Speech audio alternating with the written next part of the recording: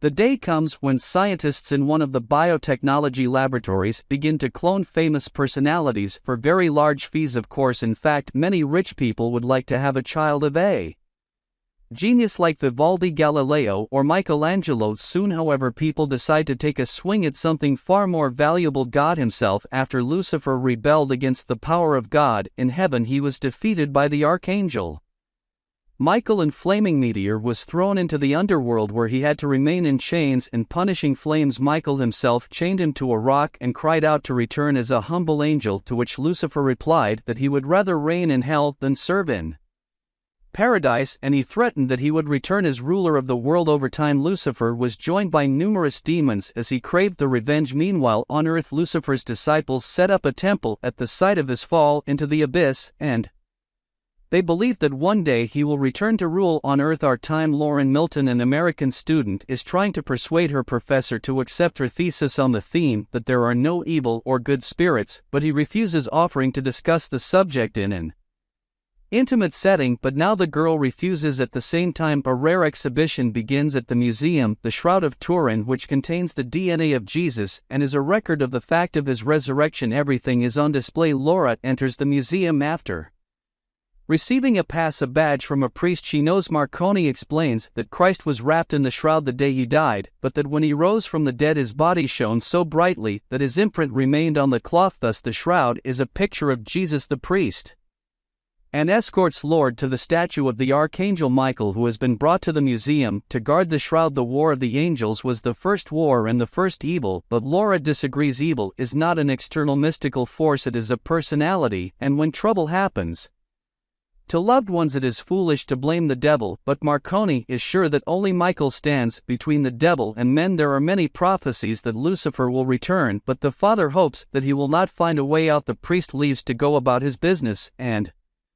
Laura gets comfortable and begins to draw. Suddenly she hears her name, but no one is around. She calms down and continues to work. It's evening and the gallery is about to close. The last group of tourists enters the museum, and while the guard is distracted for a moment, a figure in a black cloak separates from the group and makes his way through a side door. Despite the late hour, Laura is still working when she thinks Lucifer's head on the statue is moving. Followed by the cry of a raven, the girl walks to the window without noticing the sinister figure behind her, who pulls a sword from Michael's hand and walks away. Laura closes the window and gathers the things. The guard is ready to escort her out, but she refuses. She still has to see Padre Marconi. She goes to the chapel and sees a figure in black slaying the guard with a sword. The girl runs away in terror and hides in the confessional, watching as the woman with the sword breaks the glass over the shroud. Padre Marconi arrives at the noise and in the name of Saint Michael demands that the sacrilege cease, but the woman throws him aside and pierces him with his sword. Laura moves carelessly and the villain notices her. She orders her underlings to take the shroud and the girl, hoping that he might like her. The bandits leave while the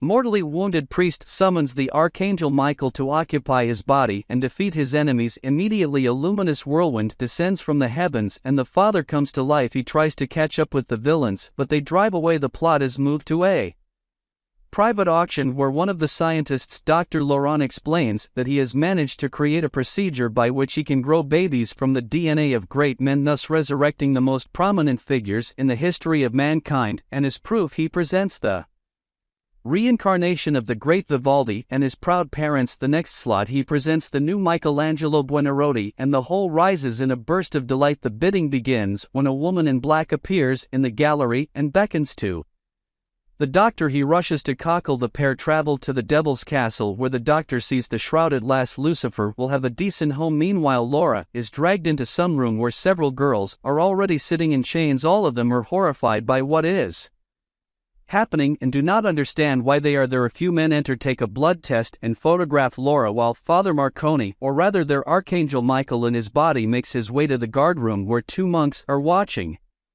the murder videos. Seeing the one who was murdered in front of them alive, they are astonished as he finds out where the keepers of the shroud were and how could they have allowed this to happen. It is explained to him that the cardinal responsible for everything is not himself. At the moment he sees secret cults and the devil's minions, and now he is in their asylum of Saint Michael. Archangel takes the car keys and drives to the cardinal's house, while the doctor isolates DNA from the blood traces on the shroud. The old cardinal meets Michael with a gun, and upon learning of what has happened becomes enraged. He warned them, but looking into the man's eyes he realizes he is not Marconi. The cardinal shows Michael Lucifer's castle and suggests that his minions intend to revive him. He reminds him the scriptures say that one day the devil will be freed from his chains and will rise from the underworld. Apparently, the time has come. Two monsters are responsible for his release, a woman and an underground monster, but only Michael himself, or God, can set Lucifer free. The devil's minions have offered him the bodies of virgins for centuries to get a vessel for the devil, but human bodies are too weak. Although there was one woman in history who was able to bear and give birth to a son of God, and today science is ready to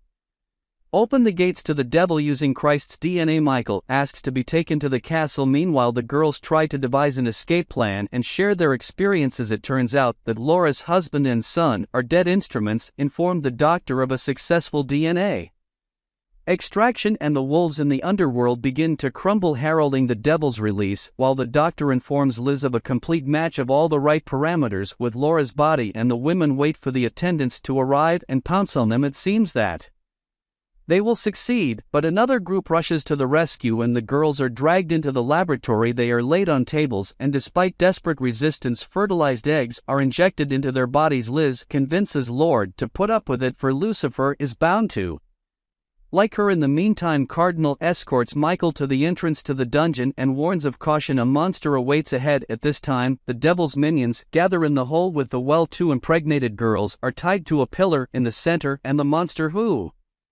has come out takes them and leads them to the gateway to the underworld. The girls are put in an iron cage and lowered down, while Lucifer is already waiting for them. Sensing the approach of the possible holy mothers, he removes their colors and transformed into a luminous stream rushes towards them. The women are seized by the subterranean monsters and the stream enters one of them, but your body fails and she dies. Then the glowing worm enters Lara's body. Liz and the servants greet the living woman with delight. The choice is made. She is escorted into a glass cage where it is explained that her child will be the new Jesus. Meanwhile, Michael sneaks inside the castle and, having obtained a guard's uniform, finds the shroud and tries to find Laura. The doctor enters, but Michael rejects him and sets fight to the laboratory. He finds Laura, but the woman realizes it is not her longtime friend. She runs away. The Archangel has to run after her. He manages to drag her into a storage room where he explains who he is and finds out exactly what was being done to the woman. The couple escapes. When Liz is informed that the shroud is missing, she gives an order to detain Laura at all costs, and the guards rush in after her. Laura and Michael in the meantime tried to hide from the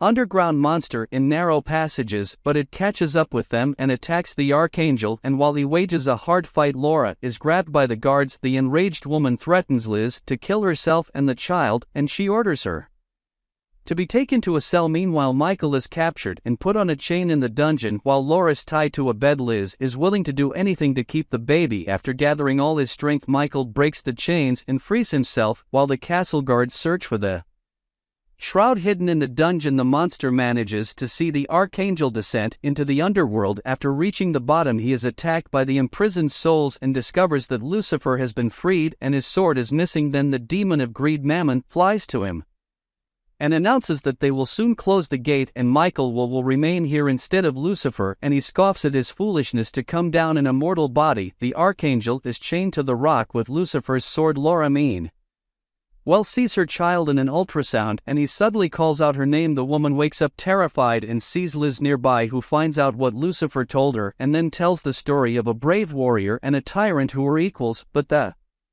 tyrant wanted the warrior to be his slave, but he refused, and soon he would rise up and join the fight. Laura speaks unflatteringly of the demon, for which he slapped in the face, after which Liz explains the transformation happening to her body by the need to make it comfortable for the divine child, but the woman doesn't want to accept her imposed role as the mother of an incomprehensible creature. Meanwhile, the people who were given to Lucifer come to Michael, pronouncing the oath, saved one saved all, and questioning him about his origins. Discovering that it is Michael himself, they demand proof, but Michael needs a sword. At this point, they are attacked by demons. The man flee. Laura is again visited by the warm Lucifer. He goes inside her, he speaks to her, and convinces her to give birth to the baby. He wants, after which she can do what she wants, even kill Liz. The woman calms down and sees herself with the baby in her arms, but one day she frees herself and terribly mutilates the guards and escapes from the ward. When she sees the consequences of her actions, she is horrified what has been done to her. She manages to make her way to a warehouse, and after locking herself inside she drinks a canister of chlorine. Liz finds it and promises that soon Lucifer will consume her completely and then she will find peace. But then Laura suddenly gains unprecedented strength, grabs the hated list and spews the contents of her stomach on her from Lauren's womb. Lucifer himself begins to speak to Liz and demands that the woman be killed as soon as he is born, and to destroy all who knows of what is happening. Laura is imprisoned in a glass sarcophagus to prevent any further attempts to kill the child, and Lucifer returns to the underworld where he sees Michael and taunts him. He offers an alliance that no one will be able to defeat, but the Archangel refuses to support the rebel. He thanks Michael for his new home, the body of Jesus himself, which will be his own. Lucifer flies away, and the Archangel suddenly realizes this is not at all what he thought. It is not the devil, but God who has chosen Laura. She will give birth to Christ, not the devil's vessel. He asks the people to bring his sword, but the demons are close and the sword is heavy, but two men risk their lives to bring the weapon, and Michael is set free. He dispels the demons and promises to return for his saviors. Michael returns to Earth and finds the shroud. Then he goes to Laura's sarcophagus. He is horrified to see her change and tries to tell her that this child is not evil at all. It is he who will defeat the devil, but Laura gets out and throws Michael away. Then she stands over him and tells him that the water is already breaking. Searing jets pour out on the Archangel and he screams in pain, losing his strength. Lauren replaces Michael in her lap and demands that he kneel. He refuses, and the woman sinks her fingers into his neck with the last of his strength. Michael promises that the devil will not be able to control the child. He is the one who will defeat Lucifer, because the blood of Christ does not flow, and good is always stronger than evil. Enraged, Laura throws Michael aside and begins to destroy everything around her. But then the birth begins. The devil's followers gather in the castle courtyard while Liz takes the born baby away. Laura is thrown down the well, and the monster takes a chain with a sharp tip and goes into the courtyard. Liz brings the baby out and shows it to the assembled people. The end of God's tyranny has come. She orders the people to kneel and calls upon Lucifer to receive the baptism of blood. At the same moment, the monster begins to spin his terrible weapon, crushing everyone in the courtyard. At this time, Michael comes to his senses and goes out into the yard. As the doctor kisses the baby and dies under the blows, Liz carries the baby away, and Michael finds Laura, who has managed to hold onto the edge of the well, and pulls her out. The bear catch up with Liz's car, and while Laura picks up her baby, Michael calls him the god who chose his mother. He asks the woman to find the cardinal and goes to the well himself. He seals the entrance to the underworld, where all the demons of hell have rushed, but the monster rejects him and opens the gates again, and then Michael detonates the explosives he said earlier. The castle explodes to the great joy of the cardinal. A bit later, the cardinal and Laura, with the child in her arms, come to the temple and return the shroud, and Michael descends into the underworld and frees the people who believed in him. After a while, Liz observes Cardinal and Laura with the grown boy walking through the woods, and she calls the baby Lucifer, and he turns around and shows a dark jet showing out of his nose. Then he turns away. Pretty unusual film, which raises the themes of the struggle between good and evil, but viewed through the prism of the scientific achievements of our time, and some doubts arise as to whether man truly understands what he is really doing.